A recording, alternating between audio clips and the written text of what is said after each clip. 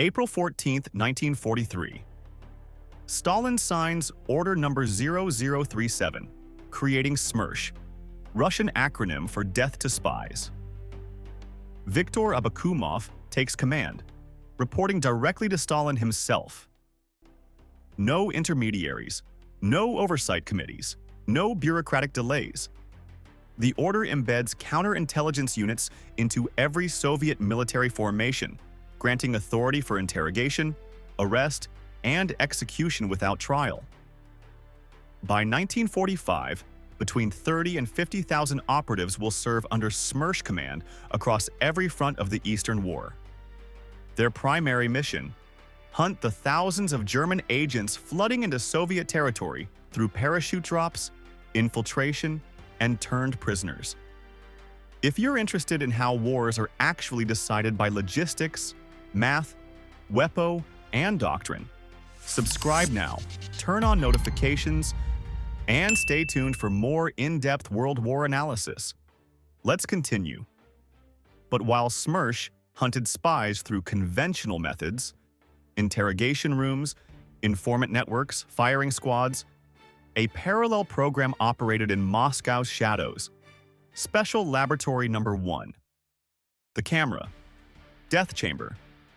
Director Grigory Marinovsky and his team of chemists tested poisons on prisoners already condemned to death, methodically searching for compounds that killed without leaving traces autopsy could detect.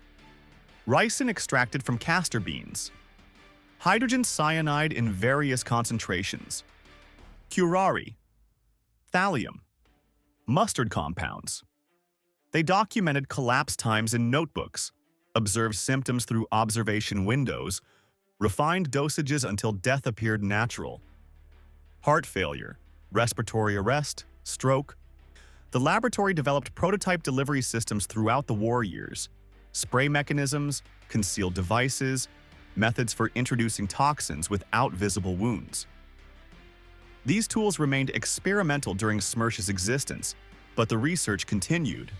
The institutional knowledge accumulated. The technology evolved for decades under successor agencies. This was the death factory where Soviet assassination capability was born. The Germans mounted their own intelligence war with massive resources. Operation Zeppelin recruited between 10 and 15,000 Soviet prisoners of war and defectors, offering freedom in exchange for espionage. Training camps near Smolensk taught radio operation, sabotage techniques, cover stories. The Abwehr deployed hundreds of these agents behind Soviet lines throughout 1943 and 1944, are parachuting from Junkers Jew, 52 transports at night with radios strapped to their backs and forged documents in their pockets. They transmitted on shortwave frequencies, erecting antenna masts in forest clearings, feeding intelligence back to German headquarters. The operation consumed enormous resources: aircraft, personnel, equipment, coordination across multiple Wehrmacht commands. Most agents lasted days, some lasted hours. SMERSH captured or killed an estimated 9,500 German operatives by war's end, dismantling Zeppelin network by network. The forest near Bobruisk stands silent in June heat, birch trunks pale against dark underbrush where SMERSH operatives work between the trees.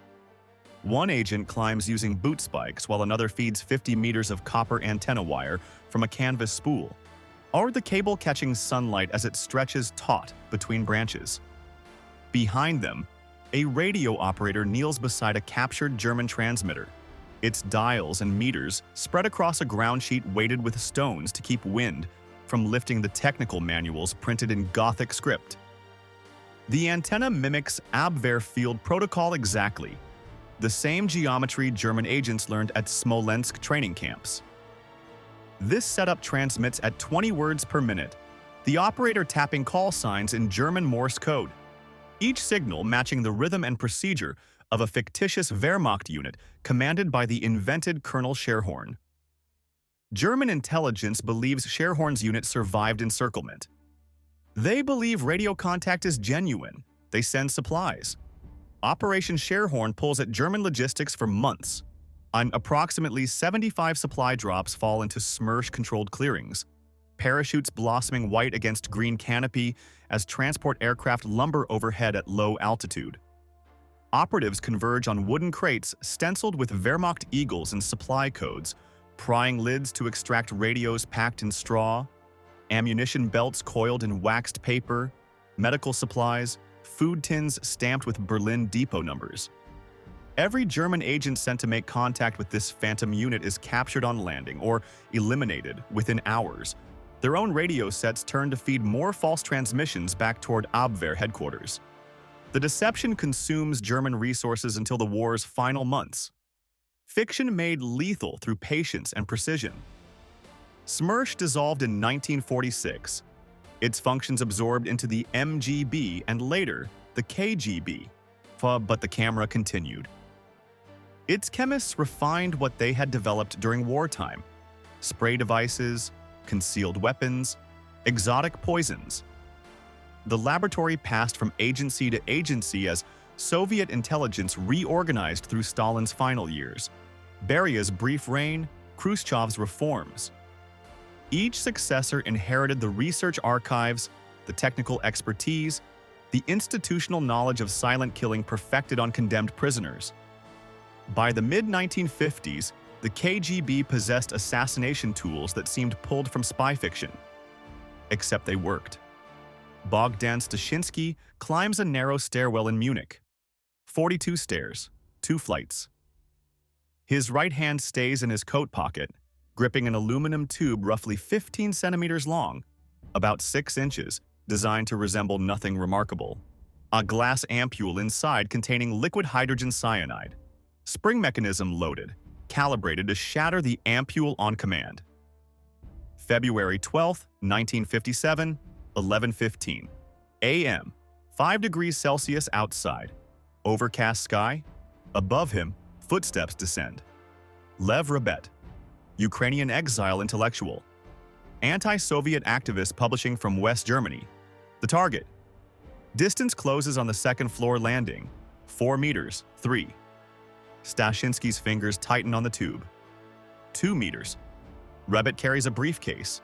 Brown leather. He doesn't look up from his thoughts. 1 meter. They pass on the narrow stairs like strangers. Stashinsky crushes the ampule with thumb pressure. The spring drives shattered glass forward. Hydrogen cyanide vapor sprays directly into Rebet's face at point-blank range. Colorless mist. The sharp, bitter almond smell fills the stairwell instantly. Now Rebet gasps. Takes several more steps downward. His briefcase drops, cracking against concrete. He staggers, reaches for the wall. His knees buckle. Within approximately 90 seconds, Rebet lies motionless on the landing. Stashinsky keeps walking. Down the stairs now. Steady pace, neither hurried nor slow. The aluminum tube goes deeper into his pocket. Single-use device. Mission complete. The building door opens to cold Munich air. He boards a tram 3 blocks away, sits near the back, orders coffee at a cafe. His hands don't shake. No wound visible on the body behind him. No blood. No gunshot residue. German authorities ruled it heart failure. A middle-aged man collapsed on stairs. Natural causes. The camera's laboratory precision, inherited and refined by the KGB across 15 years, had achieved exactly what Myrnovsky's wartime research intended: death indistinguishable from nature. 2 years later, Stashinsky used an improved version of the same weapon to kill Stepan Bandera, the most prominent Ukrainian nationalist leader in exile. The KGB awarded him the Order of the Red Banner. But Stashinsky's conscience eventually broke. He defected to West Germany in 1961 and confessed everything, exposing the Soviet assassination program to international scrutiny and confirming what Western intelligence had long suspected about camera capabilities. The lineage continued 2 more decades. September 7th, 1978. London. Waterloo Bridge bus stop. Mild rain falls on commuters pressed shoulder to shoulder beneath umbrellas. Georgy Markov, Bulgarian dissident broadcasting for the BBC World Service, or stands in queue with briefcase in hand. A stranger moves through the crowd, unremarkable in Macintosh and hat, closing distance with practiced ease. An umbrella swings low, angled toward Markov's right thigh. Sharp contact, a jab that makes the journalist flinch and turn. "Sorry," the man mutters, already stepping toward a waiting taxi. The cab merges into traffic. Gone before Markov can register the face. The wound burns like a bee sting. By evening, fever climbs dangerously. Doctors examine a puncture 3 millimeters in diameter. Something metallic lodges beneath the skin. A ricin pellet, tiny platinum iridium sphere with hollow core containing toxin, disperses poison through blood and lymph faster than any treatment can counter. Organ systems fail progressively. Markov dies within 4 days. And the pellet extracted during autopsy reveals craftsmanship traced through decades of institutional refinement. From Marinovsky's test chambers where prisoners collapsed under observation, to wartime workshops where technicians developed delivery mechanisms, to KGB operations where trained assassins killed at contact range with devices concealed in ordinary objects. Stalin's signature on Order Number 0037 created SMERSH to catch German spies through interrogation and execution. But the camera built something that outlasted SMERSH by decades: technology for assassination without evidence, poisons that mimicked heart attacks, delivery systems hidden in everyday items. Institutional knowledge passed through every reorganization of Soviet intelligence. The Germans built tanks and planes and rockets. The Soviets built this. If you enjoyed this story, hit subscribe for more World War II historical deep dives every week. Thanks for watching.